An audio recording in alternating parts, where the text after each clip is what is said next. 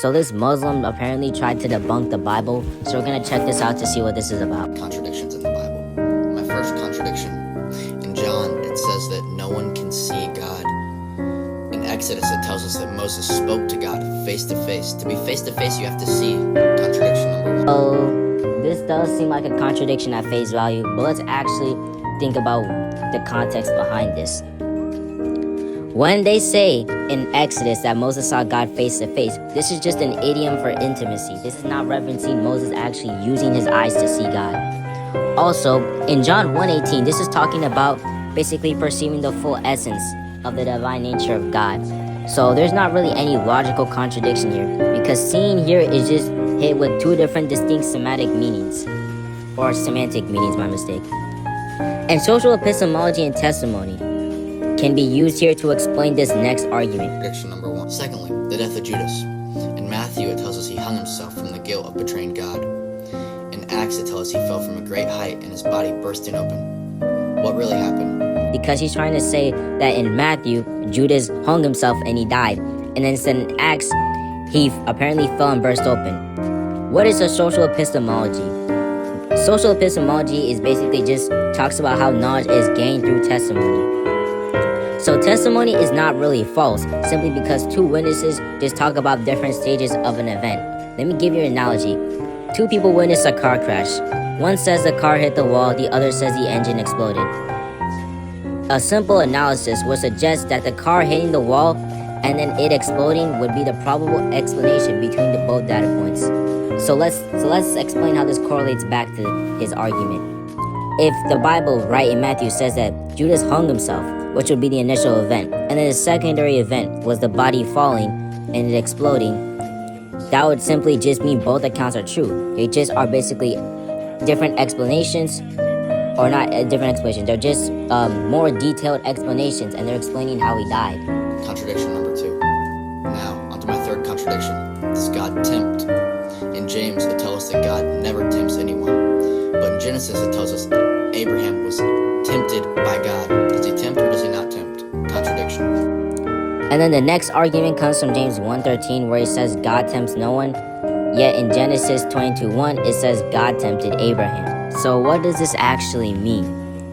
Well, James is basically talking about the internal urge to sin, and Genesis is referencing the external trial of faith. So these are basically just two different situations, and that verse was just taken out of context. Not tempt. Contradiction. Nextly, who carried Jesus' cross? In John, it tells us Jesus carried his own cross to the place of his crucifixion. In Matthew, it tells us that Simon carried it for him to the place of his crucifixion. Another contradiction. And then this next argument is basically talking about how did Jesus carry the cross in the Gospel of John, or did Simon of Cyrene in Matthew? So this might seem a little bit difficult, but let me give you a simple analogy to help you understand this. If someone says, right, or if I say actually in particular, I built a house, and then I later say a contractor built this house, it's not a contradiction. I'm simply just saying I'm the reason, what the primary cause as to why this house was built. And then the contractor was just an instrumental cause. So basically, this logic can be applied here, because this is simply just talking about how Jesus initiated the act of carrying the cross and Simon of Cyrene provided assistance. This does not negate the fact that Jesus carried the cross or mean it's a contradiction. Another contradiction. Finally, my last contradiction. In Mark, it tells us Jesus does not know the hour of the day of judgment, only the Father does. In the Trinity, it tells us Jesus and the Father are one and the same. How can Jesus not know the day of the hour and the Father can if they're the same person? Internal contradiction.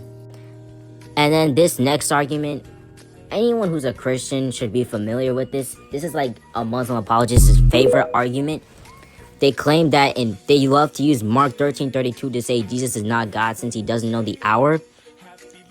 But let me think about this for a minute.